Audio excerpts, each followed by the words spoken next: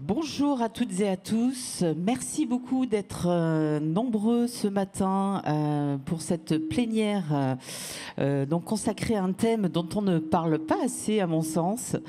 Seniors, clients fragiles ou en situation de handicap, comment designer des expériences inclusives? Donc merci tout d'abord au salon All for Customer d'organiser ces plénières et à Thierry Spencer de m'avoir confié l'animation de cet échange. Je suis Martine Fuxa, directrice de la rédaction de Relations Clients Magazine et j'ai la joie, réellement la joie d'être accompagnée ce matin par Marie-Cécile Hillbrand, responsable expérience client de Cofidis Group. Bonjour Marie-Cécile.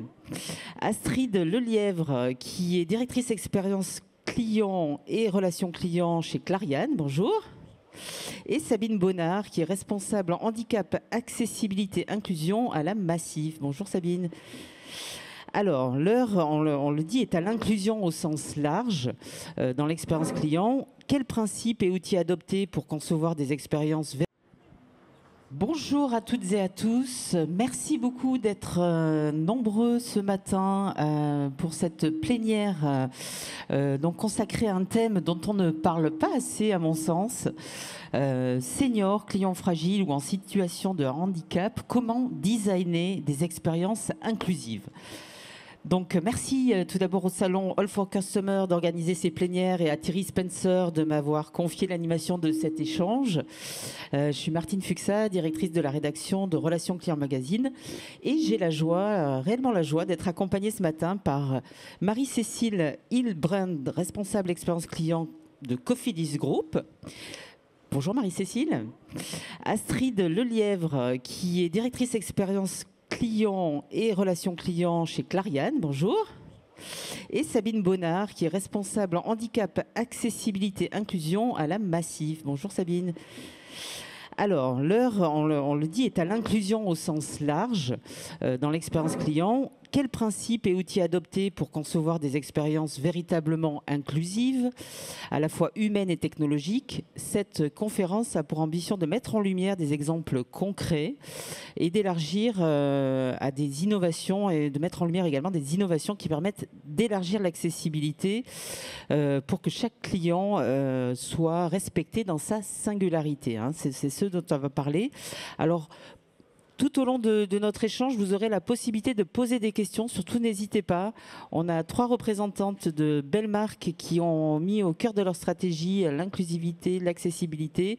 Donc, si vous, dans vos organisations, vous questionnez sur ces sujets, et si vous êtes là, c'est parce que c'est le cas, n'hésitez pas à poser vos questions. C'est au 06 44 64 37 39, ça s'affiche à l'écran, ou sur l'application live.io/All for Customer Paris. Voilà, alors on prendra les questions soit à la fin de la session, soit au fil de l'eau, en fonction des interactions qui vont arriver. Alors peut-être pour commencer d'abord, je vais vous demander, mesdames, de vous présenter, vous, votre organisation, peut-être Sabine Bonnard pour commencer. Est-ce qu'un petit mot de présentation de votre job et de la Massif et ces sujets d'inclusivité? Vous n'avez rien à faire, juste à parler. Bonjour à tous, merci Martine pour ce beau sujet et merci Thierry de nous donner l'occasion de parler d'expériences inclusives. Donc moi je travaille à la Massif depuis une quinzaine d'années et je m'occupe des sujets d'expérience clients à destination donc des sociétaires en situation de handicap. Mon rôle consiste à offrir la meilleure expérience possible à nos sociétaires en situation de handicap, dans les agences, quel que soit le canal de distribution, de rendre nos offres plus inclusives, de rendre l'assurance plus accessible. Et je suis donc rattachée à la direction de l'engagement de la Massif. D'accord, on aura l'occasion d'en parler de ce sujet d'organigramme. Astrid, un petit mot de présentation. Bonjour Martine et merci encore pour l'invitation.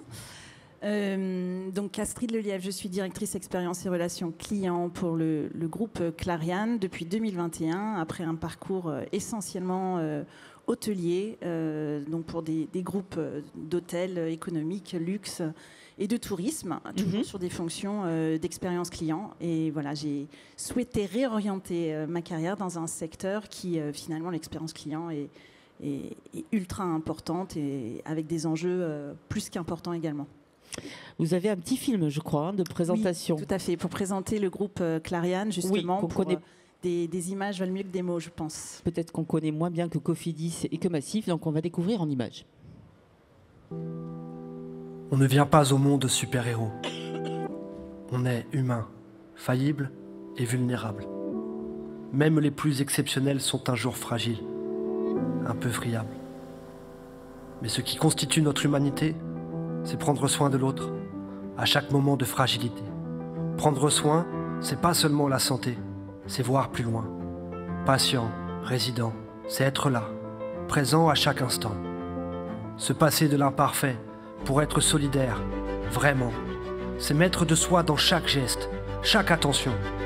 C'est considérer tous ceux qui aident, faire attention à eux, leur faire pleinement confiance, pour qu'ils aient aussi confiance en eux, mais aussi en un modèle juste, où le respect se construit toujours, à deux. Alors on s'engage ensemble pour surmonter les accidents de la vie, car on sait que prendre soin, c'est prendre l'initiative. Quand il s'agit de santé, pas d'attitude passive. On fait corps avec les territoires, on en respecte l'histoire. On a des comportements sobres et adaptés. On agit, comme dirait l'autre, en responsabilité. Des soins adaptés à chacun de nos pairs.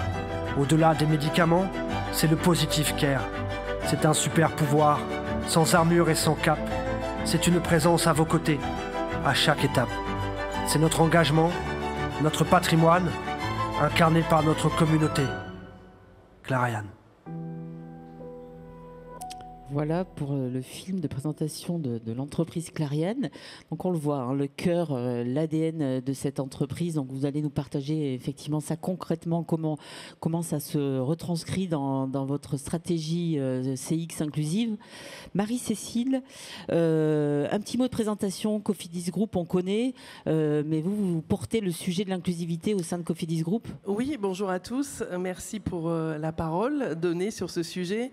Moi, je travaille chez Cofidis Group depuis à peu près 2 ans et demi, sachant que j'ai passé pas mal de temps chez Cofidis France auparavant et je m'occupe de l'expérience client et de la relation client pour les 11 filiales en Europe.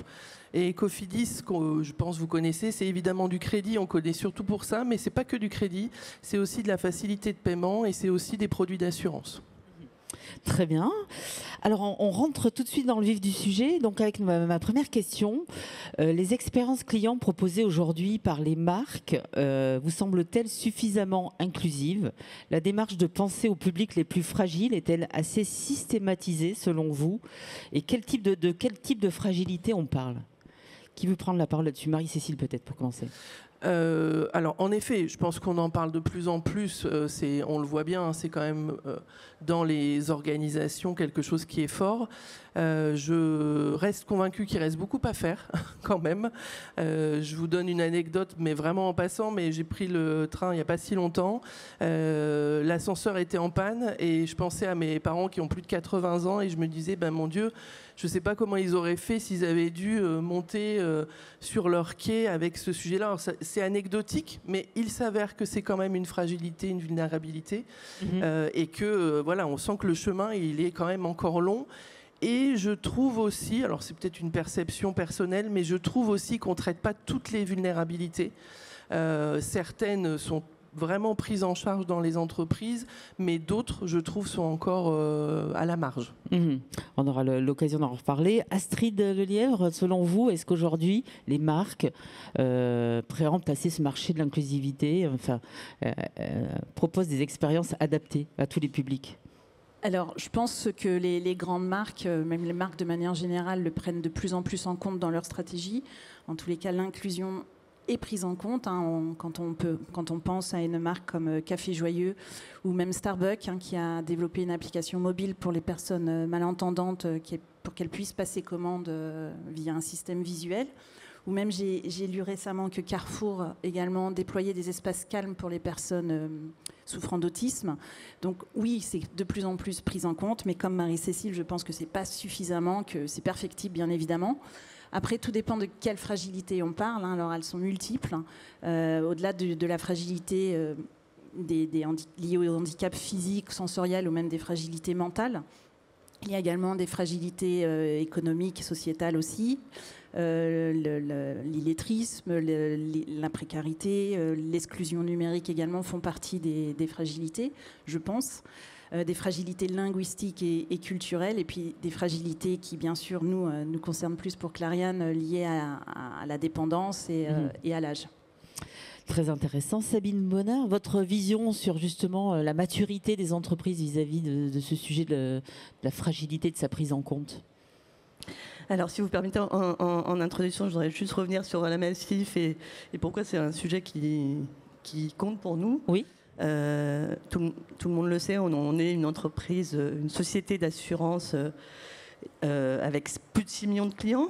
On a 3 grands métiers, les dommages, l'assurance dommage, la santé et la prévoyance, et la finance et l'épargne.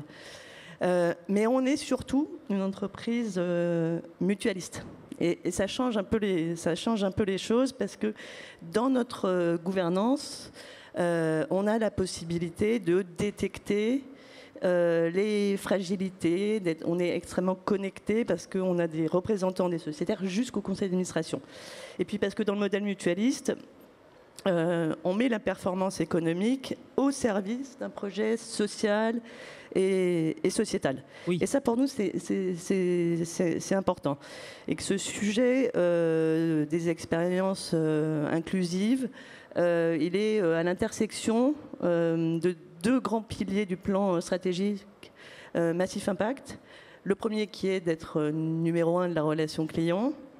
Et le deuxième, c'est de réaffirmer que le rôle de la Massif est aussi d'être un acteur des transitions écologiques, sociales et sociétales.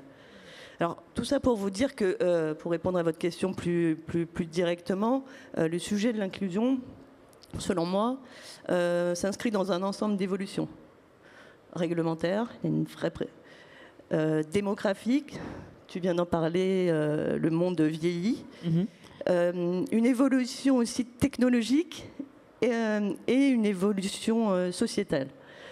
Donc au départ, les entreprises se sont davantage intéressées à la compliance plutôt qu'à la création de valeur.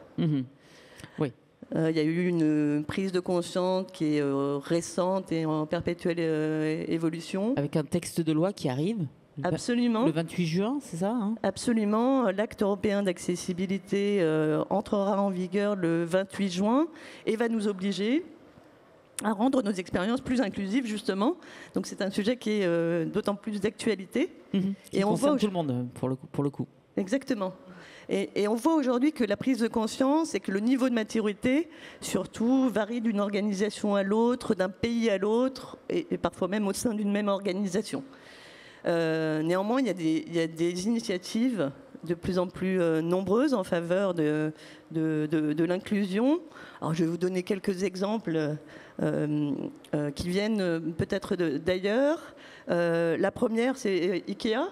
Oui. Ikea qui a créé des boutons un peu plus gros ou qui permet de rajouter un système pour rehausser les canapés. Donc, c'est Ikea Zeeables, par exemple.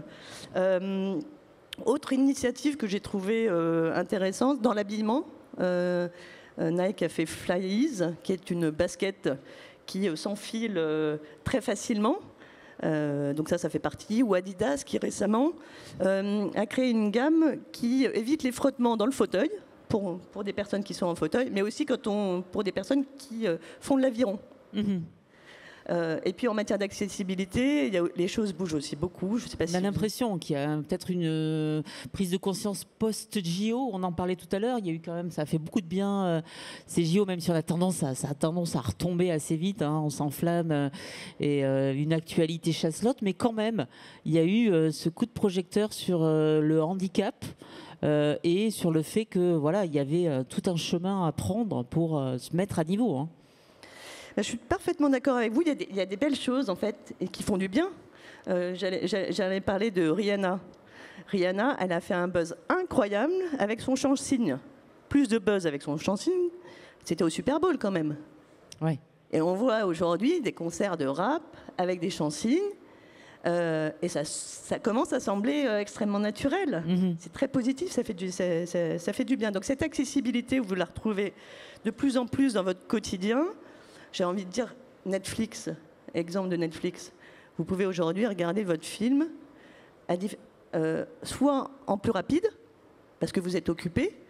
Alors, par exemple, ma fille, quand elle est sur une série, elle va avoir tendance à utiliser la fonctionnalité rapide, parce qu'elle a envie d'arriver au bout de Donc ça va de la toujours série. surprise. Mais... À l'inverse, elle va utiliser la version plus lente quand elle est en train de cuisiner, parce qu'elle fait deux choses en même temps. Alors, c'est pas uniquement pour les personnes en situation de handicap que cette accessibilité, elle est réfléchie et pensée. C'est un peu comme, on en parlait tout à l'heure, le SMS qui a été inventé au départ pour les personnes sourdes et qui nous rend un grand nombre de services aujourd'hui. Est-ce que vous le saviez dans la salle que le SMS, initialement, ça avait été inventé pour les personnes sourdes ? C'est quand même incroyable comme finalement une fonctionnalité destinée à aider un handicap a été adoptée par l'ensemble de la population. Donc c'est vrai que ça montre le chemin. Très intéressant. Alors il y a une question de la salle que je vais prendre pour vous trois. On nous demande, mesdames, est-ce que vous travaillez sur l'accessibilité numérique de vos sites internet ? Donc on a parlé de l'injonction du 28 juin, et notamment avec le renforcement de la réglementation sur ce sujet. Est-ce que vous pouvez nous partager ce que vous faites en termes d'accessibilité sur vos sites ? J'affiche la question. Elle doit s'afficher. C'est sûr que, comme tu le disais Sabine, je pense que la réglementation, elle nous pousse, mais elle nous pousse aussi dans le bon sens, c'est-à-dire que ça va accélérer parfois des choses qu'on aura démarrées, mais qui vont du coup aller plus vite. Et c'est évident que sur les sites web, nous on a un flux de clients qui est maintenant beaucoup plus important sur le web qu'au téléphone, par exemple. Donc on a travaillé beaucoup l'accessibilité, alors à plein de niveaux, sur les caractères, les couleurs, j'en parlerai un peu après, mais aussi sur le handicap, sur les personnes malentendantes. Donc il y a forcément beaucoup d'actions qui sont menées pour que ce soit le plus facile et qu'il y ait le moins d'efforts pour le client possible. Très bien. Quelqu'un veut ajouter Même chose de notre côté. Après, ouais. C'est certainement perfectible, surtout au niveau des images, etc. Mais pareil que Marie-Cécile, on prend ce sujet vraiment et encore plus dans notre secteur vraiment très au sérieux. Puis pas le choix parce que c'est la réglementation également, quoi.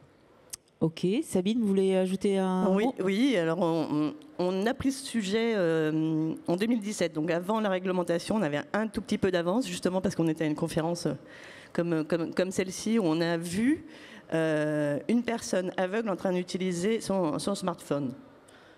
Franchement, c'était exceptionnel de voir à quel point l'autonomie que propose l'accessibilité numérique.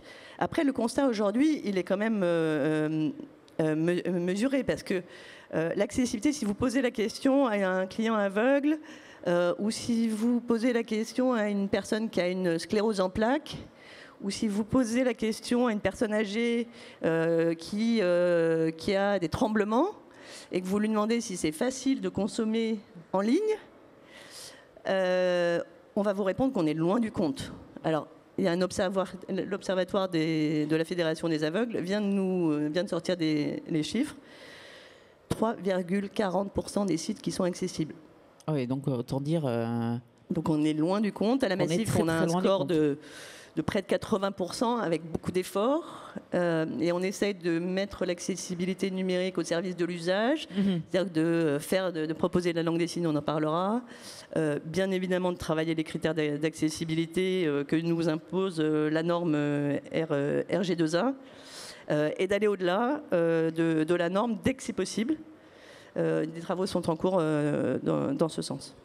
Très bien. Alors justement, vous en parliez, on va redescendre en granularité. On a fait un petit peu la vision globale de l'état des lieux, de ces expériences en termes d'accessibilité pour les marques en général. Mais on va redescendre dans vos organisations à vous, et pour voir un peu concrètement qu'est-ce que vous avez déployé. Alors Marie-Cécile, est-ce que vous pouvez commencer à nous partager ce que vous avez fait chez Cofidis? Oui. J'ai cherché 4 exemples pour essayer d'être le plus explicite et concret dans ce qu'on met en place. Nous, on a évidemment un sujet de fragilité budgétaire. C'est dans le métier dans lequel on est, c'est quand même notre sujet principal. Donc on va travailler ce que Sabine évoquait un peu, le sujet de la fragilité. Et notre ambition, c'est vraiment de le travailler le plus en amont possible. L'idée, c'est pas que le client arrive en impayé, mais qu'on ait pu détecter des signaux en amont pour justement l'accompagner au plus tôt et qu'il n'arrive pas dans une situation justement compliquée. Donc on a mis en place ce qu'on appelle des scores pour les clients fragiles. Donc c'est fait chez Cofidis France et c'est fait aussi en Espagne pour l'instant.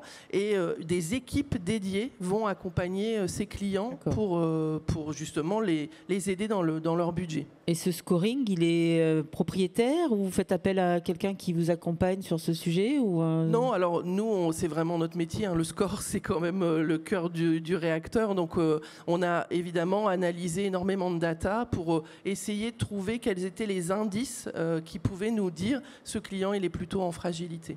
Très bien. On a un autre sujet, alors qui va évidemment parler aussi à Sabine. On travaille les moments de vérité dans les parcours. On va souvent quand même beaucoup travailler sur les parcours de souscription en amont. En fait, moi, je suis très arc-boutée sur les moments les plus compliqués. Et par exemple, le parcours de gestion de sinistre, quand on souscrit une assurance, c'est à ce moment-là qu'il faut être présent. C'est à ce moment-là que le client a besoin de nous et qu'il est vulnérable pour le coup. Donc on va tout faire pour l'accompagner de plus fort. Et d'ailleurs, les scores de satisfaction sur ces moments clés sont en général très bons. Très bien. Et le troisième sujet, je crois, c'est les clients spécifiques, hein, c'est ça? Oui, alors on a deux éléments. Un premier, alors qui est plutôt sur des événements qui n'arrivent heureusement pas tout le temps, sur par exemple des catastrophes naturelles. On va aller accompagner nos clients qui vont être dans des situations compliquées et par exemple sortir une mensualité pour à un moment donné permettre à un client de respirer quand il est dans une situation difficile. Et je parlais des malentendants, on a un partenariat avec Défi qui est d'ailleurs sur le salon. On va proposer aux clients malentendants d'être accompagnés en langage des signes pour faire leur souscription de crédit. Et donc, ils vont être... voilà, on va leur proposer ce service-là et on a beaucoup de clients qui sont accompagnés par ce biais-là. Sabine, peut-être vous voulez rebondir, parce que sur ce langage des signes, effectivement, vous l'avez aussi déployé sur votre site.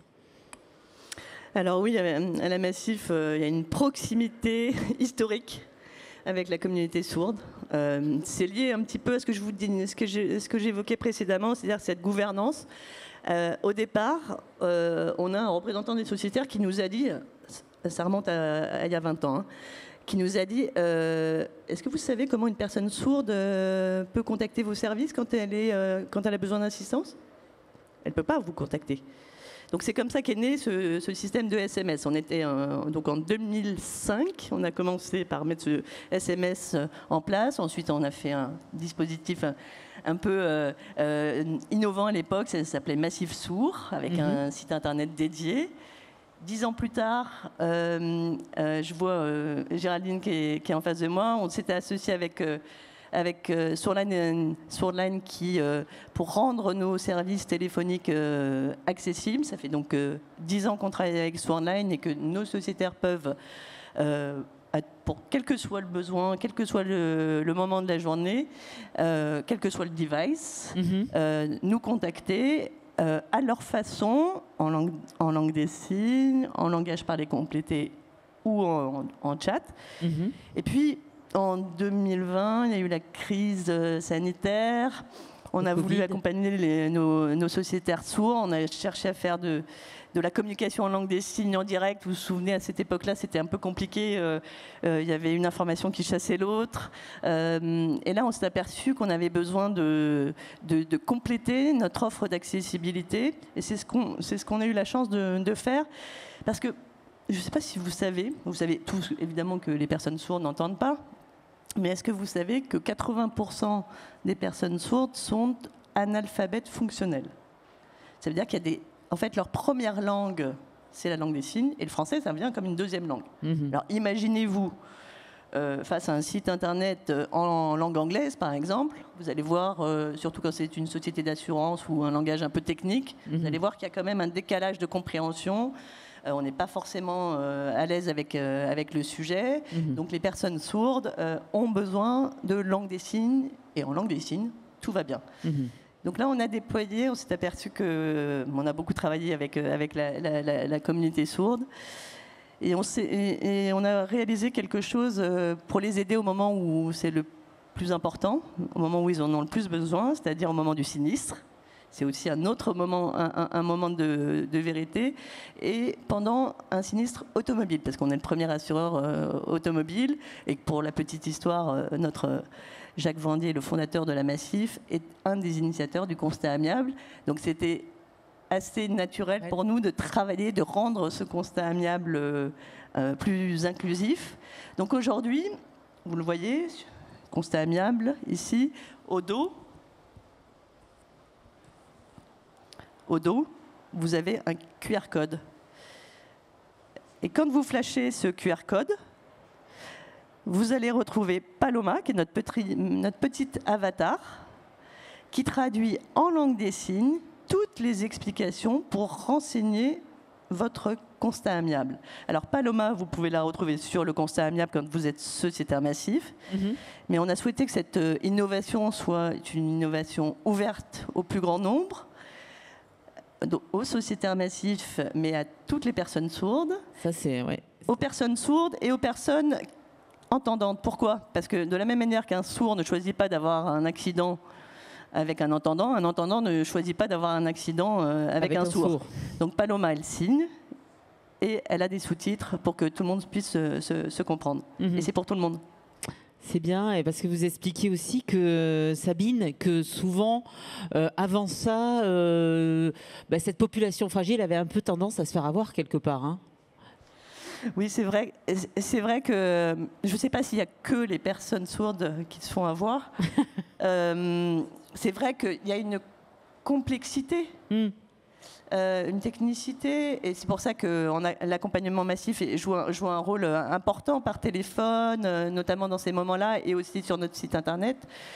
Mais les personnes sourdes nous ont dit, évidemment, moi je ne comprends pas, donc j'ai un peu peur de signer, puis je signe. Et voilà comment ça se passe dans la réalité, alors qu'en langue des signes, tout va bien. Donc, en langue des signes est accessible à tous via l'avatar déployé par la Massif, et c'est assez remarquable pour être souligné.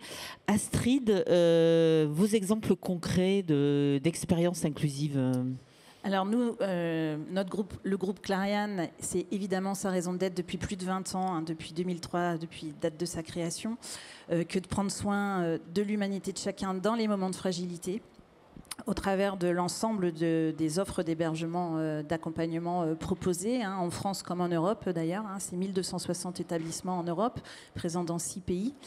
Et en France, c'est 560. Donc déjà, notre cœur métier, c'est de proposer un accompagnement personnalisé pour répondre aux besoins des patients, des résidents, de leurs proches également, mais également aux besoins du territoire, en proposant à la fois donc un accompagnement en maison de retraite médicalisée sous la marque Corian, des établissements de santé et santé mentale sous la marque Inicea, de l'aide à domicile via les agences Petit-Fils, et puis également une solution d'hébergement alternative qui est de la colocation pour personnes âgées sous la marque AGV.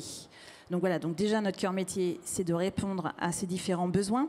Après, de façon pratique, notre approche du soin thérapeutique de manière générale est développée spécifiquement dans nos maisons de retraite, qui s'appelle le Positive Care, qui est finalement une approche qui va se concentrer sur la personne dans toutes ses dimensions, dans toute sa singularité, sur son rythme de vie, sur ses habitudes de vie, sur ses besoins, ses souhaits, et surtout pas sur sa maladie et ses fragilités. Et elle passe également, elle a pour objectif principal finalement cette approche thérapeutique de maintenir les capacités préservées en évitant le recours aux médicaments, tout simplement, et en favorisant ce qu'on appelle les interventions non médicamenteuses, comme par exemple la zoothérapie, la médiation animale, puis par exemple dans nos unités de vie protégées pour les personnes ayant des forts troubles cognitifs, on a mis en place des salles Snozelen qui va permettre aux résidents qui ont des crises d'angoisse de se rassurer avec en développant leur sens. Hein. Voilà. Concrètement également, on a développé pour le sujet restauration, qui reste un moment clé dans la vie de nos résidents, puisqu'ils sont chez eux, c'est leur maison. On a développé une offre qui s'appelle les enrobés gourmands, essentiellement dans nos maisons de retraite, qui va permettre de modifier la texture, finalement, en préservant le goût et la saveur des aliments pour les résidents qui auraient des troubles de la déglutition, qui leur permettent d'avoir le même menu que les autres résidents, et qui va surtout leur permettre de retrouver du plaisir à manger. Ces offres, elles sont faites en co-construction avec les résidents ou comment, oui, voilà, tout à fait. Avec alors les menus, de manière générale, la restauration, on a des commissions menus au sein de nos établissements où les résidents et les familles décident un peu de ce qu'ils veulent manger, etc. Et puis, une fois les menus décidés et définis, on transforme pour justement les résidents qui auraient des troubles ces menus en enrobés gourmands, qui va permettre de faciliter la mastication et prendre du plaisir surtout pour manger. Très clair. Puis un dernier exemple également qu'on a, mais côté collaborateur cette fois-ci, mais qui va servir effectivement l'expérience client, c'est on a développé une application pour justement les collaborateurs qui ne parleraient pas le français ou qui n'écriveraient pas correctement le français plutôt, qui permettrait de retranscrire les transmissions finalement, donc des notes vocales qui se transmettraient à l'écrit et qui s'intégrerait dans le dossier du patient résident. On voit foultitude d'innovations pour arriver à délivrer cette expérience et avec le maximum d'accessibilité possible. Alors, il y a la question suivante, elle rejoint une question que vous nous posez dans le public. Alors, la question qu'on nous pose, c'est comment portez-vous ce sujet qui peut sembler peu attrayant ou peu héroïste auprès des directions ? Et alors moi, ma question, c'était finalement quels sont selon vous les gains de court ou plus long terme que l'on peut attendre d'une stratégie CX inclusive ? Donc ça rejoint un peu quels gains on peut en attendre et comment pousser auprès des directions ces stratégies CX inclusives. Marie-Cécile, peut-être pour commencer. Je suis très contente qu'on évoque ce sujet-là parce que moi, je pense vraiment que l'expérience client doit être égale au business, c'est-à-dire que c'est pas à côté du reste, ça doit être dans une stratégie globale et pas portée par deux personnes dans l'entreprise qui sont convaincues, sensibles au sujet. Donc, et je suis aussi, je pense vraiment que les gains qu'on va pouvoir faire sur certaines actions vont nous permettre aussi de faire des actions qui rapporteraient pas en fait. C'est par ce biais-là qu'on va aussi pouvoir le faire. Les exemples que je vous donnais sur les clients, par exemple, malentendants, c'est un gain immédiat. C'est-à-dire que c'est potentiellement une souscription qu'on n'aurait pas eue. Si on n'avait pas eu ce service avec DAFI, on n'en pourrait pas faire ces souscriptions. Sur le score de fragilité, c'est la même logique. Le score, c'est nous directement le compte de résultat. Si on améliore le score de fragilité, évidemment qu'on va améliorer notre compte de résultat. Donc ça permet de pousser finalement le sujet aussi auprès des directions en chiffrant un petit peu. Le pousser et puis surtout qu'eux le portent, parce que c'est vrai sur l'expérience client et c'est vrai sur ce sujet-là, l'implication du comité de direction et des comités de direction là pour nous en filiale fait pas tout, mais c'est essentiel. Si on n'a pas des patrons qui sont convaincus, c'est quand même très compliqué d'œuvrer au quotidien et de manière opérationnelle. Astrid, les gains de... Alors vous, c'est votre ADN, bien sûr, le soin, mais... Ils sont nombreux dans notre secteur médico-social. Le premier, c'est de renforcer notre rôle d'acteur leader en France, de référence en matière de santé et d'accompagnement de la dépendance et des fragilités, en mettant en valeur finalement ces valeurs d'humanité et d'inclusion qui sont des dimensions essentielles dans notre secteur et qui va nous permettre également de nous différencier de la concurrence. Ça va nous permettre également de fidéliser et d'attirer de nouveaux talents également. On le sait, les nouvelles générations, elles sont plus sensibles aux entreprises engagées.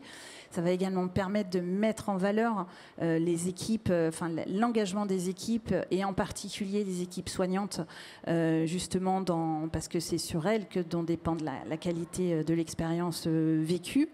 Ça va nous permettre également, finalement, c'est un levier d'attraction, d'attirer de nouveaux clients de manière générale, parce que nos clients sont sensibles justement à ces besoins attentifs pour leurs proches, donc à tout ce qui est mis en place pour justement avoir une approche personnalisée. Et puis, ça va stimuler aussi l'innovation, ça va nous challenger toujours plus pour justement repenser nos offres et produits, pour s'adapter toujours et encore plus aux attentes de tous nos clients, de tous les clients d'ailleurs. Très intéressant. Sabine, vous avez une vision à partager sur ce sujet des gains de moyen ou long terme d'une stratégie CX inclusive. Livrez-nous votre vision.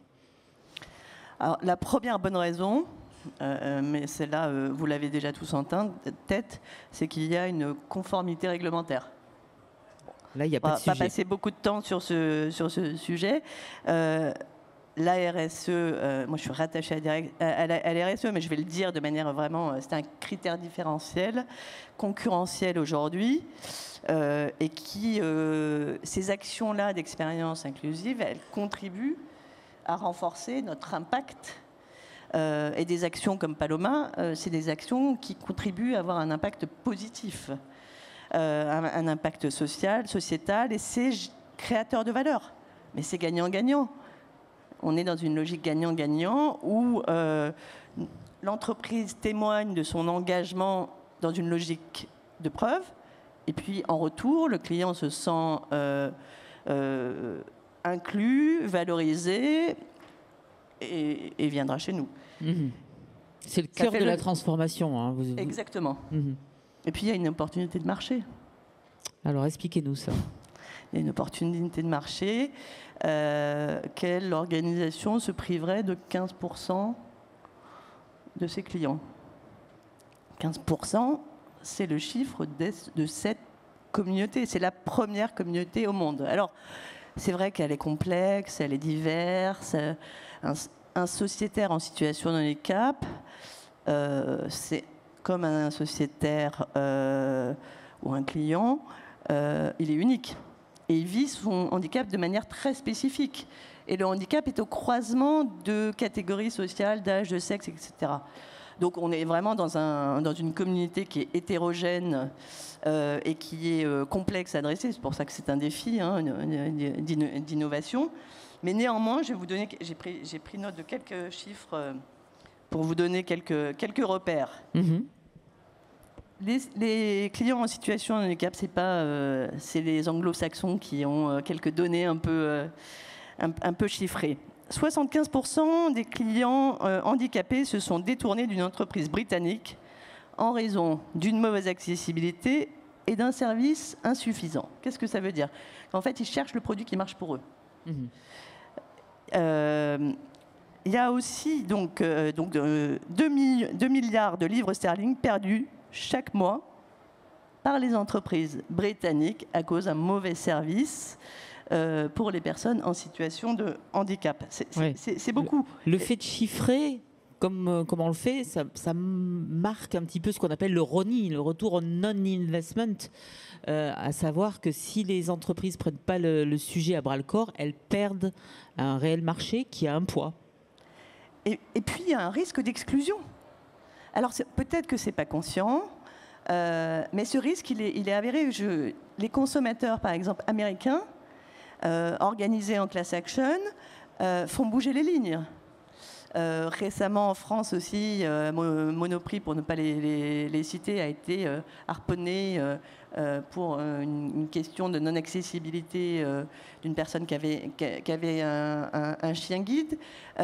Cette discrimination, elle est probablement pas volontaire, mais elle doit être. On doit lever ces obstacles pour les clients en situation de handicap, déjà parce qu'on va rendre leur vie plus simple. D'autre part, parce que c'est bon pour l'entreprise. Et puis, pour ne pas avoir de discrimination. Bien sûr.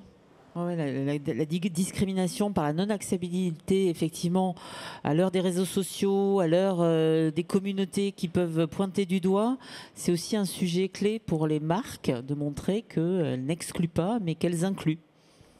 Oui, puis je vois que sur ces sujets, non seulement quand on fait des actions et quand on crée des expériences inclusives, on transforme aussi, il y a un engagement des collaborateurs qui est assez remarquable sur ces sujets. Et évidemment, les clients se sentent plus inclus, mais je crois aussi que les collaborateurs sont plus engagés sur ces sujets. Ça fait du bien de faire des choses et d'avoir de l'impact. Très intéressant. Sabine, vous nous aviez également cité le chiffre aux USA, je crois, où le marché le marché global. Le marché global, ouais, des personnes. 8 000 milliards de dollars, c'est le marché global du handicap. C'est la Banque mondiale qui dit ça, donc. Ouais, donc c'est beaucoup. Donc voilà, alors c'est vrai que parler de chiffres, ça n'est pas une fin en soi, mais parfois ça rejoint la question qui était posée pour convaincre les comités de direction. Ce côté chiffré et montrer l'attrait aussi économique des choses, en plus de la capacité à se mobiliser pour une noble cause et juste cause qui est d'inclure les personnes en situation de handicap, c'est aussi un levier économique qui peut aider l'accélération. Je peux peut-être rajouter qu'il y a une similitude dans les usages entre les personnes en situation de handicap et le vieillissement. Alors, c'est pas moi qui le dis, c'est un chercheur qui s'appelle Comte. Effectivement, quand on vieillit, on entend moins bien, on voit moins bien, on a des difficultés de déplacement. Et là, vous le savez, on a une personne sur 4 qui aura plus de 65 ans en 2040. 2040, c'est demain. Absolument. Donc, il y a une planète qui est grise. Et puis, cette Purple Pound dont je vous parlais, qui est ce marché des personnes en situation de handicap, quand on cumule les deux. Vous pouvez l'expliquer? Alors, le Purple Pound, c'est le marché que représentent les personnes en situation de handicap. C'est les Britanniques qui ont appelé ce mouvement et qui chiffre un petit peu le marché, les attendus, le manque à gagner, etc. Purple comme violet. Purple comme violet. Et vous avez, si vous regardez sur Internet, vous pouvez regarder aussi We Are 15, nous sommes 15. Vous avez une vidéo sur la campagne de lancement qui est géniale et qui montre évidemment ces situations de clients en situation de handicap, qui sont des clients. Bien sûr. Très intéressant. Alors, on avait un autre sujet sur lequel Astrid voulait apporter un éclairage, c'est les solutions technologiques qui permettent de renforcer l'accessibilité. Donc, Astrid, je crois que vous aviez juste non, mais quelque chose à partager. J'en ai parlé effectivement avec l'application qui avait été développée, qui est développée et déployée pour les collaborateurs, justement, pour améliorer l'expérience collaborateur et client. Mais également, comme beaucoup d'entreprises, on utilise la technologie également dans nos établissements, comme les assistants vocaux, notamment dans nos établissements de santé pour les grands accidentés de la route, par exemple, où les chambres sont entièrement domotisées et ça leur permet effectivement de retrouver de l'autonomie et également de ne pas solliciter sans arrêt également notre personnel soignant pour ouvrir les fenêtres, fermer les rideaux, savoir le menu du jour, etc. Détecteur de chute. Voilà, exactement. Ouais. Et puis également, effectivement, en maison de retraite, un détecteur de chute qui permet d'intervenir très rapidement parce que malheureusement, on aimerait bien, mais on n'a pas un soignant par résident. Ça serait trop bien.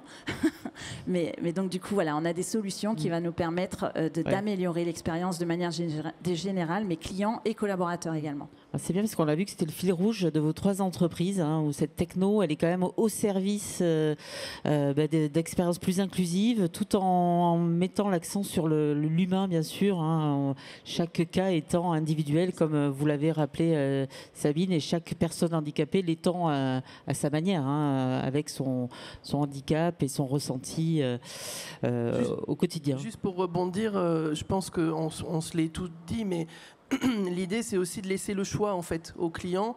Nous, on travaille beaucoup là-dessus. Le Crédit Mutuel, qui est notre actionnaire, dit 100% humain, 100% digital. C'est vraiment ça, c'est-à-dire que laisser le choix aux clients de la possibilité de joindre quelqu'un s'il le souhaite, ou d'être en toute autonomie sur les sites et les outils digitaux. Je trouve que ça, c'est une des clés aussi de nos entreprises. Choisi et non subi.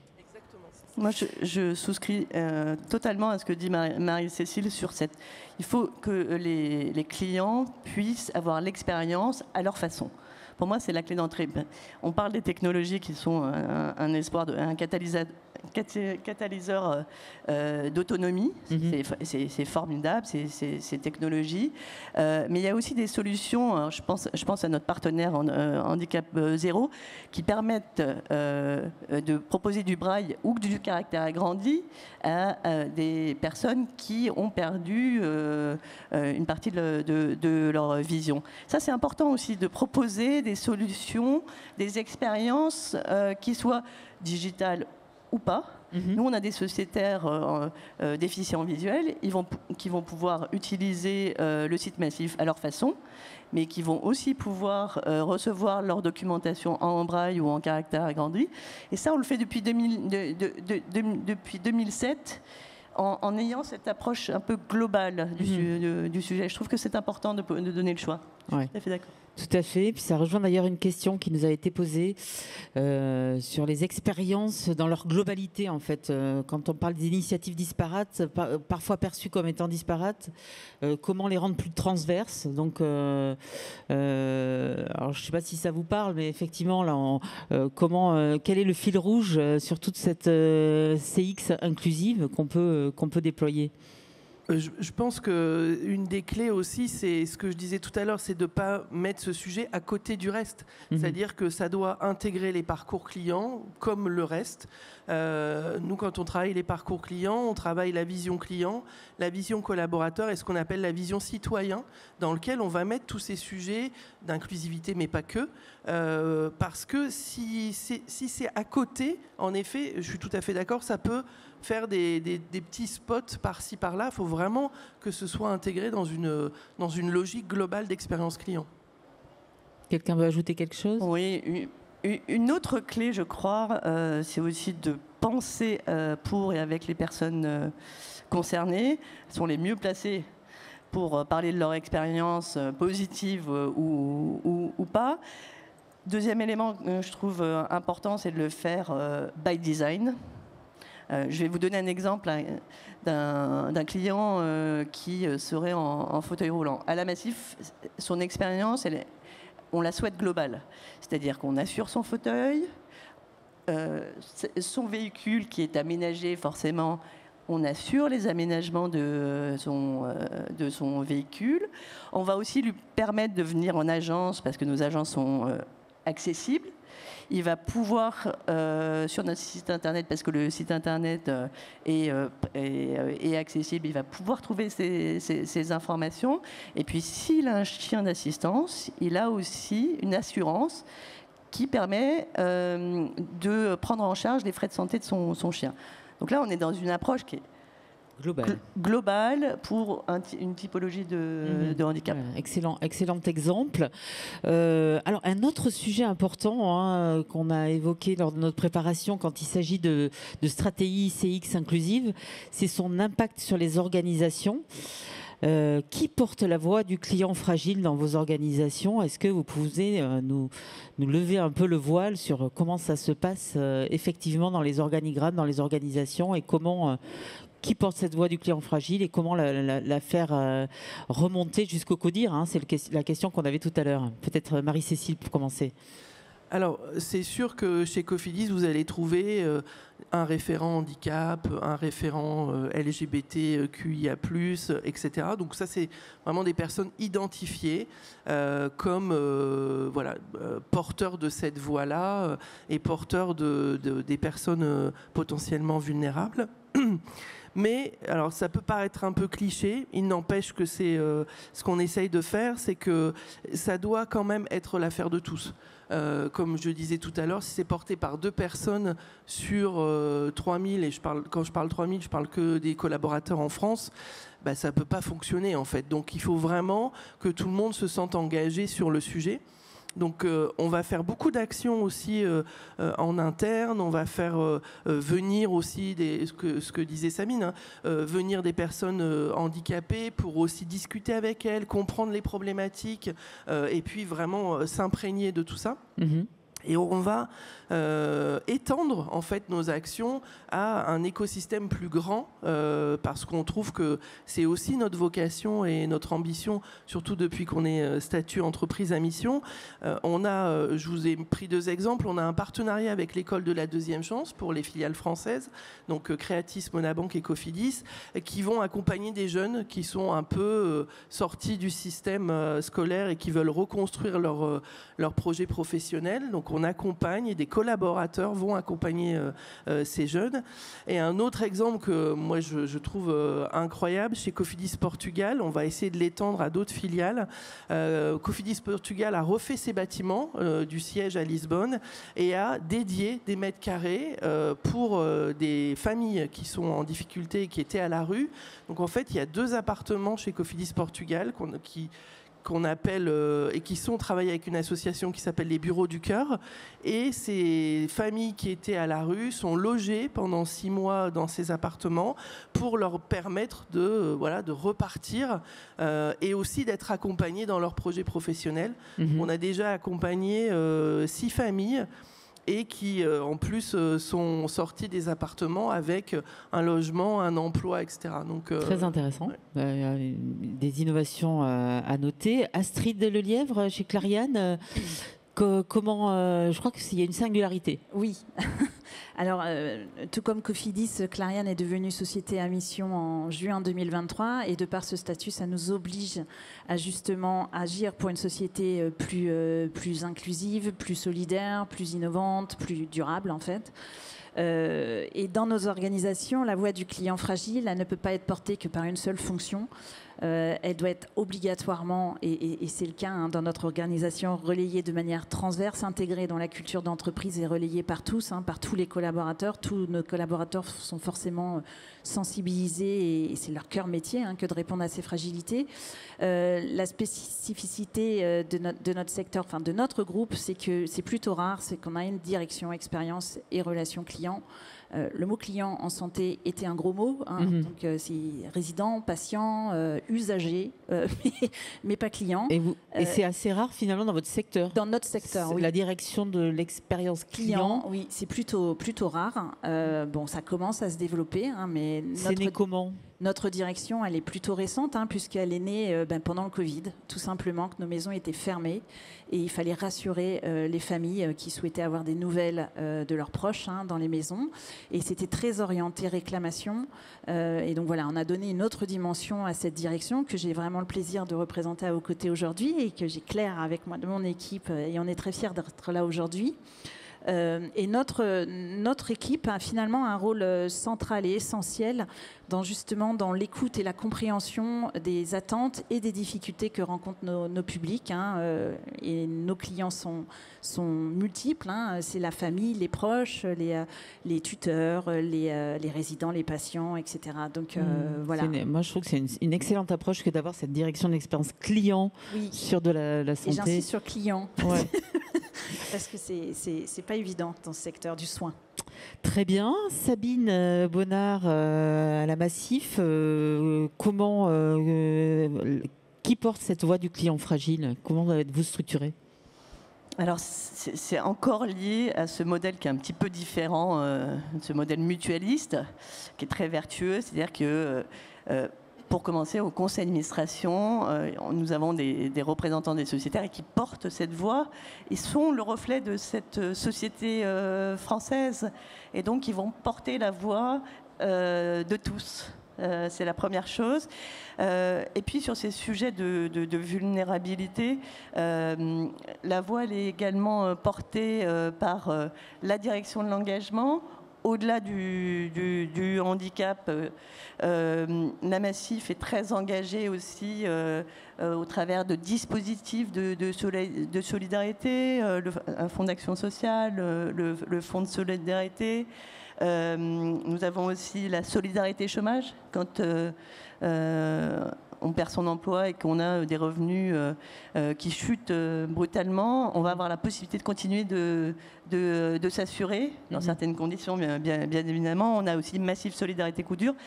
C'est un ensemble de sujets qui sont en lien avec les vulnérabilités, qui sont portés donc à la fois par les directions comme la direction engagement, mais en transversal aussi au travers de la direction expérience client et surtout au conseil d'administration. Ok, bah écoutez, je pense qu'on peut vous faire un tonnerre d'applaudissements. Cet échange touche à sa fin. Merci à vous trois. C'était très très intéressant. Alors j'ai encore une question du public que je vais prendre, puisqu'il nous reste 5 minutes environ. Une très bonne question. Constatez-vous une amélioration de l'expérience client pour les valides grâce aux actions mises en place à destination des personnes en situation de handicap? On en a un peu parlé, mais est-ce que concrètement, vous pouvez mesurer, par exemple chez Cofidis, vous qui avez les deux casquettes, qui êtes en charge de l'ensemble de l'expérience client, est-ce que vous pouvez capitaliser sur les actions que vous déployez pour les personnes en situation de handicap et pour l'étendre plus largement aux clients, entre guillemets, comme nous l'expose la personne qui a posé la question, valide? C'est en effet une très bonne question. Je ne suis pas sûre qu'on le mesure vraiment. Après, je suis persuadée que forcément, il va y avoir un impact positif sur les expériences des personnes valides. Et puis, c'est aussi, je pense que c'est Astrid qui en parlait, aussi un impact par rapport à la culture. Donc aussi, on a un rôle finalement, par ce biais-là aussi, de faire évoluer les consciences, la culture et ce qui se passe, qui va presque au-delà de l'impact sur les expériences. Sabine? Alors nous, on continue notre dynamique de petits pas dans cette logique-là. Parce qu'il y a des... ça s'appelle le curb cut effect. C'est-à-dire qu'il y a des expériences qui sont prouvées au travers... Donc je ne sais pas si vous voyez ce que c'est que le curb. C'est le trottoir qui est abaissé comme ça. Ça a été réfléchi au départ pour des personnes qui étaient en fauteuil. Puis on s'est aperçu au fil du temps que c'était bien pratique quand on avait une valise, que c'était aussi très pratique quand on était en poussette ou quand on avait un caddie, alors que le point de départ, c'était bien les personnes en situation de handicap. Donc on s'inspire un petit peu de tout ça dans nos réflexions. On a commencé par les sourds. L'exemple est ultra parlant. Voilà. On a commencé avec les personnes sourdes, de bien identifier leurs besoins, leurs difficultés. Je vous ai parlé de leurs difficultés avec l'écrit. Quand on réfléchit un petit peu à tout ça, on s'aperçoit que les difficultés avec l'écrit ne concernent pas uniquement les personnes sourdes. 41% des Français sont confrontés à des textes qu'ils ne comprennent pas. Presque 1 sur 2. Alors, ça dépend de la thématique. Sur l'assurance, c'est particulièrement vrai. Effectivement, il y a des scores. On peut dire que certains sujets sont plus ou moins techniques, l'administration fiscale, par exemple. Et nous, on a cette difficulté, effectivement, face à l'écrit, alors qui part dans nos réflexions de ce public sourd et qu'on a un petit peu élargi. On a récemment travaillé avec des utilisateurs dits extrêmes sur ces sujets et on a mis autour de la table des personnes de langue maternelle autre que le français, on appelle des allophones,